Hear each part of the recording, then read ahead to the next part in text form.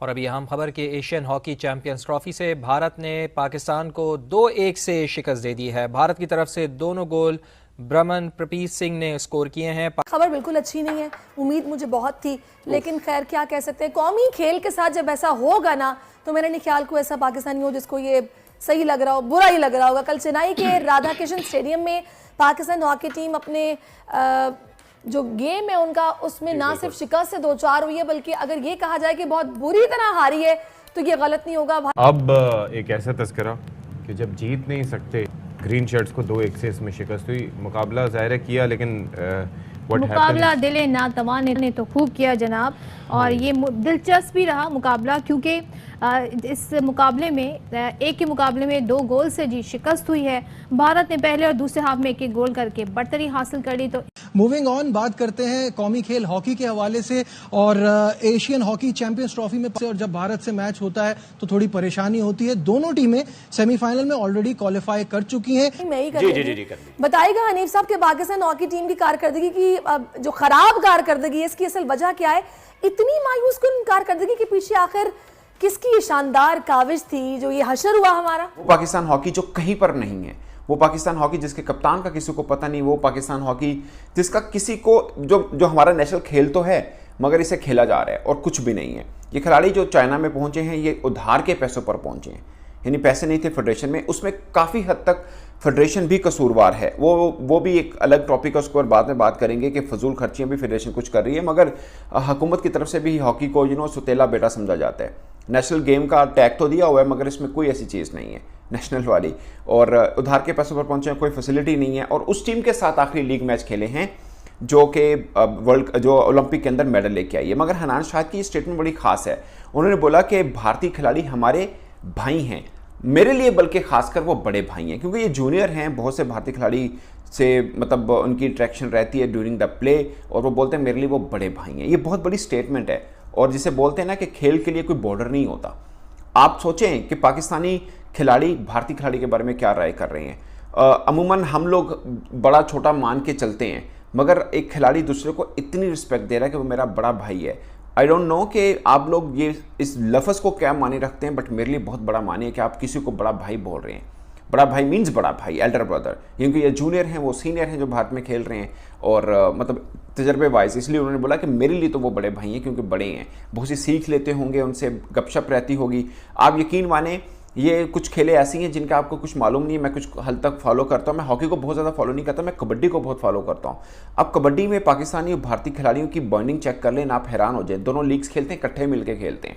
जो कबड्डी को फॉलो करते हैं उनको पता है कि उबैदुल्ला राजपूत का पाला के साथ क्या दोस्ती है। मतलब इंडिया का नहीं, वर्ल्ड के बेस्ट टॉपर है। इधर से राजपूत पाकिस्तान के बेस्ट टॉपर है, बिल्कुल न्यू आ रहे हैं, बड़ी ज़बरदस्त उनकी यूँ बाइंडिंग चल रही है। शौकत सप्पा वालों का आप इंडियन खिलाड़ी। जय हिंद दोस्तों, सरहद पार यूट्यूब चैनल में आप सभी का स्वागत है। जैसे कि आप सभी को पता है कि एशियन हॉकी चैंपियन ट्रॉफी चल रहा है, और बीते दिन पाकिस्तान और इंडिया के बीच में हॉकी मैच खेला गया, जिसमें इंडिया ने पाकिस्तान को 2-1 से हराकर पाकिस्तान को उनकी औकात दिखा दी। जैसे कि आप सभी को पता है कि इंडिया और पाकिस्तान दोनों ही सेमीफाइनल में क्वालिफाई किए हैं, लेकिन उन दोनों का ये आखिरी मैच था।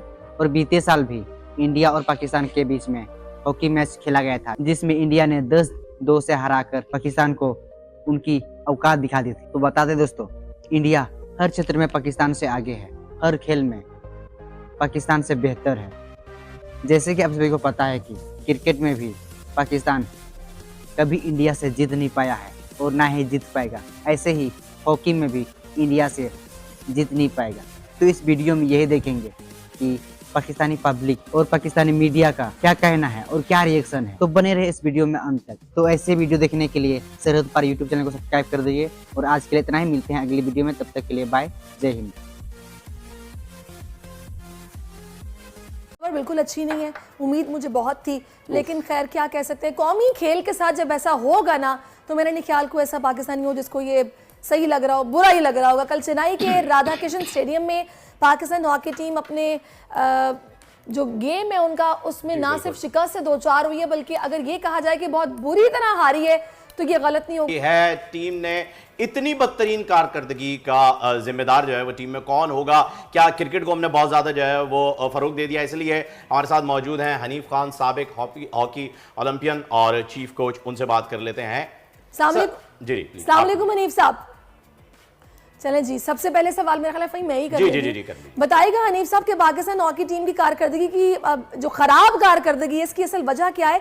इतनी मायूस कुन कारकर्दगी के पीछे आखिर किसकी ये शानदार काविश थी जो ये हशर हुआ हमारा? देखिए, बात सारी ये है कि कभी भी कोई इवेंट के लिए आप जाते हैं तो उसके लिए ज़रूरी है कि आप तैयारी करके जाएं। आप ये कहते हैं कि हमने फ़िटनेस लेवल पे जो है ज़्यादा ज़ोर दिया, तो फिटनेस लेवल से थोड़ी टीम जीतती है। हर चीज़ का कॉम्बिनेशन है।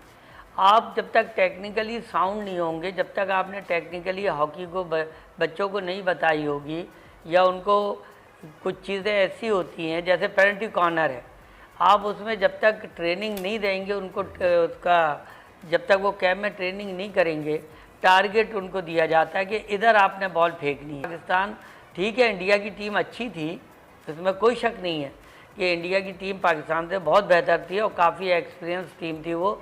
उसको इंटरनेशनल हॉकी का भी एक्सपोजर बहुत ज़्यादा है।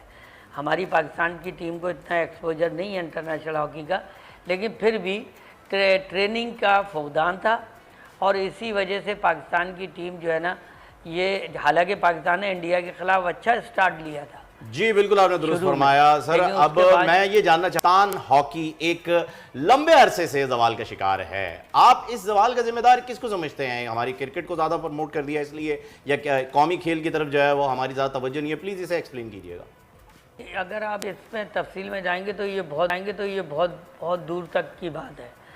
ये डिक्लाइन हॉकी का 84 ओलंपिक से शुरू हो गया था। जब पाकिस्तान 84 ओलंपिक जीता था उस वक्त से शुरू हो गया था, जब पाकिस्तान की टीम से 9 लड़के निकाल दिए गए थे।